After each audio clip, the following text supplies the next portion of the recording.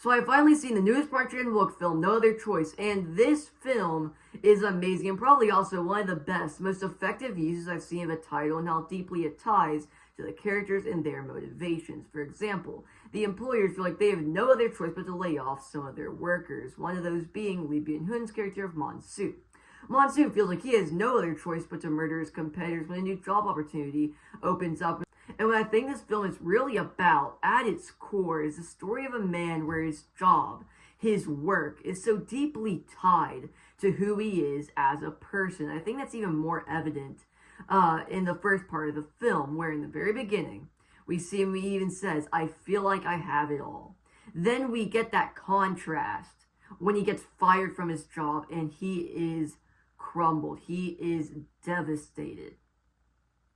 And I think that's so telling of who Monsu is as a character. Somebody who cares so deeply about his work that when that foundation of who he is as a person is no longer there, he crumbles. Feels like all the walls are closing in, and we see him kind of break down pretty much. And even later on, they have a conversation at the dinner table, and they're like, okay, only bare essentials, no more big mansion, no more Netflix, no more extra stuff.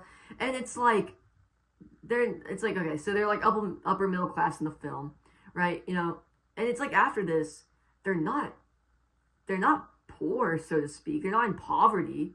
It's not like the Parasite house where their house is getting like flooded all the time. No, it's not even close to that.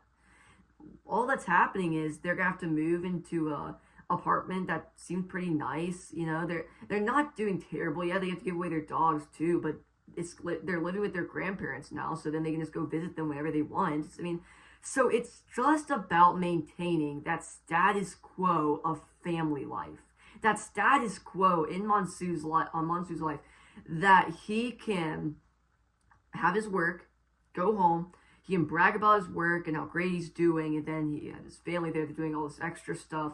You know, they have this two dogs, kind of just living the dream, so to speak. And you can really feel that the foundation of that job in his life was definitely something he saw status in. Now that he's in that harsh job market, he feels like he has no other choice but to turn to murder to achieve his goals. He says he's in a war for his family.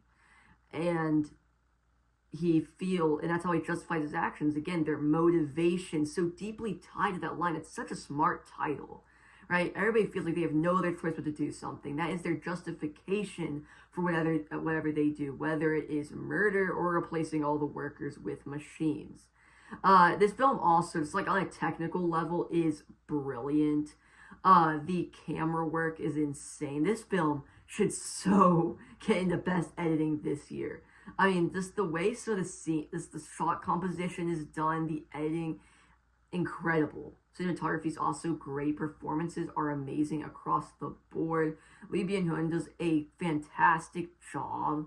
Even just the supporting cast is also brilliant. Really, everybody is just firing from all cylinders in this film. Also, the film has a sort of dark, twisted sense of humor that's present within a lot of Park Chan-wook's work, but especially present here and is very welcome because it just adds on to the sequences. Like, for example, right? He goes up to this rooftop where there's a bunch of flower pots, and he's picking them up one by one, right? And he's gonna drop them on this guy's head. And I feel like in any other film, that'd be treated as oh crap, no going back for the character. But it has a darkly comedic twist because he's picking him up one by one, he's putting him back down, and even like he gets caught and then by somebody else on there, and he's like, "Are you lifting weights? You exercising?" And it's like every little sequence like that. I feel like this has a small comedic, not every sequence, but like a lot of them have that small comedic, darkly comedic twist. I feel like it's so nice to see. You don't see it very often because I feel like a lot of filmmakers are sort of afraid to go that route. Because I feel like if they do, they're afraid that it will undercut the seriousness of what's happening. But it never does that here. It just adds to the film. It's brilliant. And again, like I said, editing is phenomenal. You've probably seen a lot of clips online. One of the characters, right? Like, is telling the story of how they first met, and she kind of does this, and then it like transitions into the moment. Like, come on, man. And this film's brilliant. It really is. From a story perspective, again, you can really look into it, and you can see the. I'm gonna give a major spoiler alert here, but at the very end, he ends up getting hired, and he ends up returning to that status quo of family life. Like I said earlier, but it's in a much more different vein because of everything that has already unfolded, right?